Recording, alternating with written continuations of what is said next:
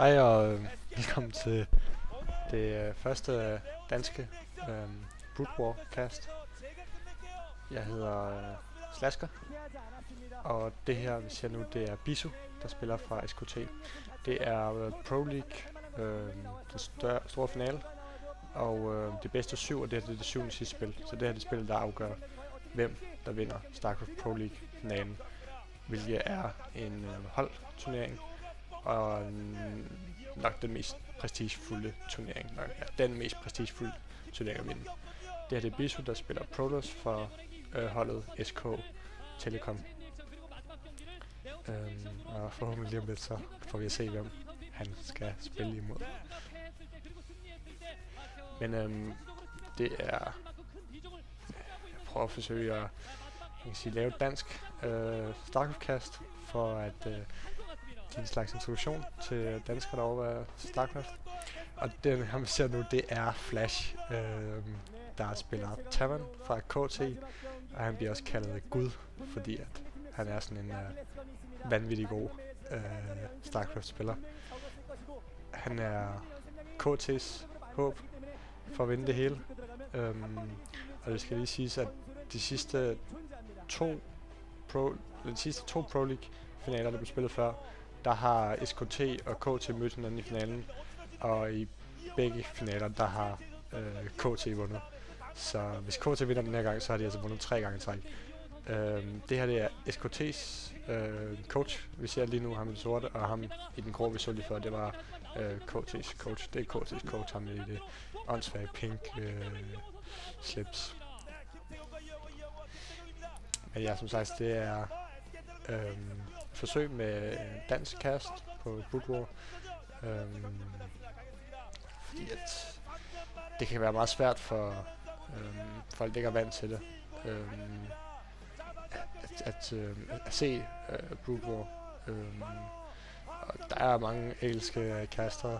Det var lige ham der kommenteret. Der er mange engelske caster, men der er ikke... Jeg har aldrig set et dansk Brood War cast. Og accept. Vi har Bisu, der spiller Protoss ved klokken 9 på kortet, som vi ser nu.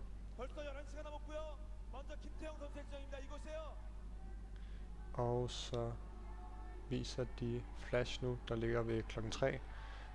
Lilla turn. Og ja, det er okay.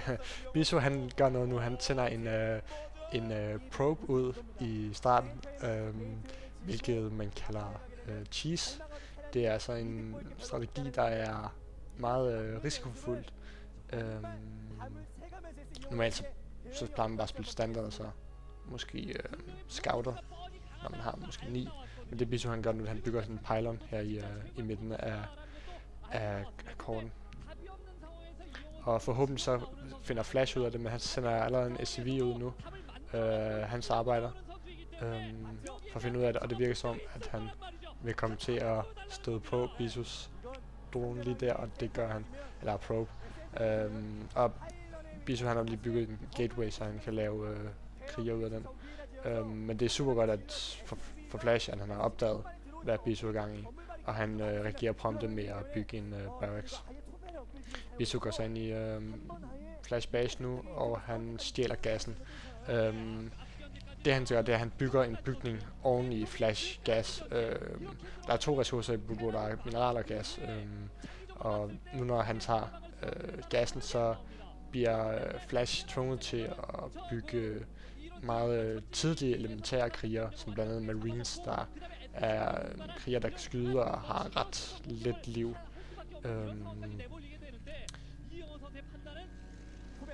For også forskellen mellem Protoss og Terran, det er, at Protoss de bygger bare bygninger automatisk, så stedet bare til bygger, så bygger bygninger automatisk.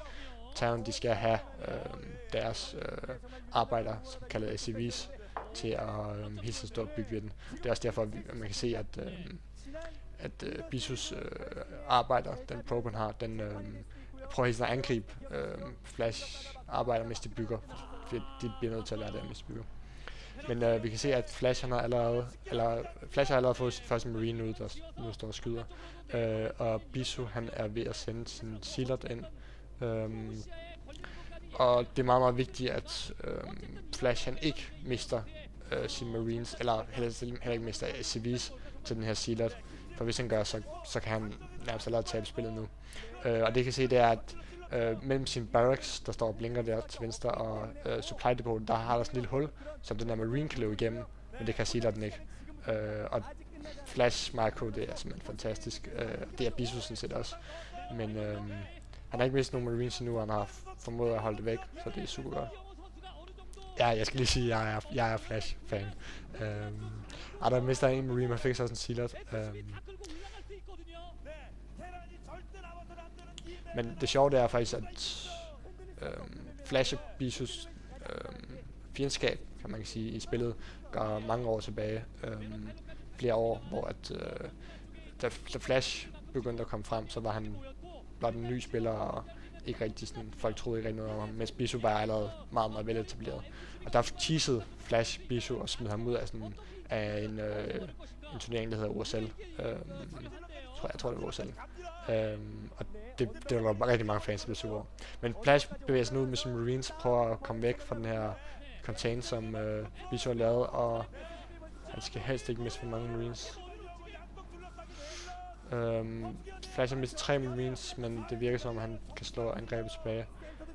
Og han kommer lige ud af den her contain, som Bisu har lavet. Han går nu hen til at prøve at ikke kan ødelægge Bisus proxy. Altså Bisus bygning har lavet i midten. Og hvis han gør det, så ser det altså rigtig godt ud, og så ser det ud til, at Flash måske kan tage spillet lige nu. Det Bisu forsøger nu at han har lige stjålet gassen igen, hvilket er super godt i forhold til, at Flash bliver nødt til at lave flere Marines. Og han formår at jagte Marinesene væk og dræbe nogle flere, men han kommer også til at miste nogle Sealerts nu. Flash begynder så at gå med hen til bygningen igen. Men Bisu har gemt 2 Sealerts bagved, og der kommer 2 Sealerts her frem igen. Og han formår nu at omringe Bisus Marines. Super nice lavet af... Flash Marines super nice lavet af Bisu. Tvinger Flash tilbage endnu en gang. Og kan simpelthen ikke ødelægge de bygninger. Så super godt spillet af begge parter. Men overraskende er, at Bisu kan holde de bygninger i midten. Det der også ser nogle gange ser sådan bygningen han laver i Flash mineraler, det kaldes en man kan sige manerpejleren eller mannerpejleren. Det gør sådan at Flash får svært ved at få mineraler. Flash prøver nu at bygge en bunker, men Bisu kommer ind før bunkeren er færdig. Bunkeren er et sted, hvor man kan putte Marines ind, men Flash når at få den færdig, putte nogle Marines ind. Han har dog tabt ret mange, og det bliver spændende at se, hvad de her Sealers nu kan gøre hans base. Han har stadigvæk, han tager nu den anden gas, så Flash har stadigvæk ikke formået at få gas. Og Bisu har lige lavet en udvidelse. Plus 2 gateways, der producerer Sealers i sin base. Det bliver spændende at se, hvor mange Marines han nu kan få fra Flash. Super god micro. Han får faktisk ikke flere der. Men han sniger flere Sealers ind.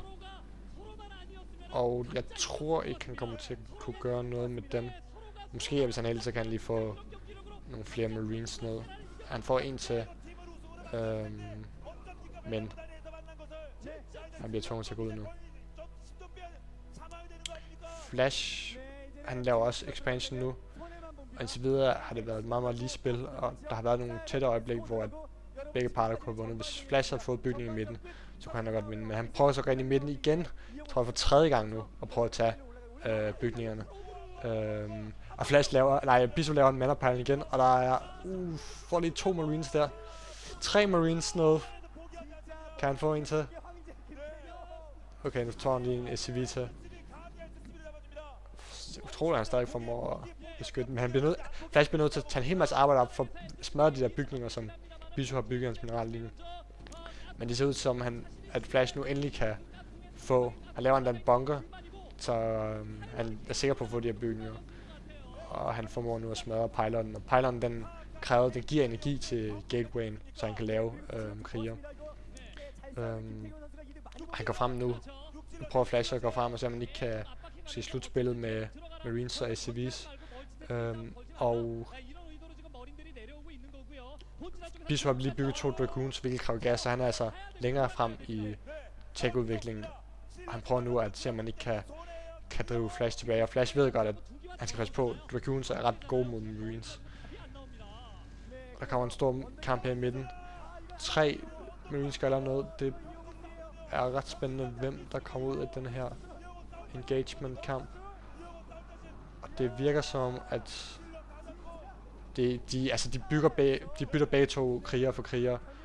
Jeg ved ikke, hvem der kommer ud foran, men det er stadigvæk meget, meget tæt spil. Bisu har stadigvæk den der simulator i base. Han har endelig fået den færdiggjort nu, bygger nu selv en. Plus han bygger factories. Det er en bygning, der kræver gas, som man har fået fra sin udvidelse. Men han prøver nu at gå op og se, om man ikke kan angribe med de her Dragoons, men Flash er god til at... Der er sådan en rampe lige her, og man kan først se, når man er kommet op ad rampen. Og der står Flash så og camper der, for at Bisu ikke kan komme ind med sine Dragoons, de der edderkoppen, der skyder. Men i hvert fald Flash for en SCV ind, for at se, hvad Bisu har gang i, og prøve at holde rampen. Flash prøver at komme ind med sine Dragoons, prøver at bryde den, men han bliver tvunget tilbage. Det er virkelig sådan en dans frem og tilbage. Flash kan ikke forfølge, fordi at Dragoons skyder længere end Marines. Men Bisu skal også passe på at ikke komme for meget op på rampen, fordi han skal helst ikke miste Dragoons til Marines. Marines er en del billigere end Dragoons. Og den er helt rød, den der. Og der mister han den. Mister han 2 Dragoons. Han har svært ved at komme op på rampen, men jeg tror, nu får Flash en kampvogn ud, hvilket er ret god mod Dragoons. Han skal bare ikke tabe den til dem. Og Flash bliver ved med at skubbe fremad. Men Bisu bliver ved med at skubbe frem. Flash burde holde nu, plus han er siege med sin kampvogn, det er så der, den kommer ned. Og det er vanvittigt godt mod Dragoons. Flash mister dog bunkeren. Og nu... Men altså, Bisu kan ikke bryde den, når at Flash han har 2 kampvogne stående der, og kan skyde Dragoons dernede. Men det virker som at Flash har lavet... Bisu har lavet endnu en expansion noget i klokken 7 på kortet.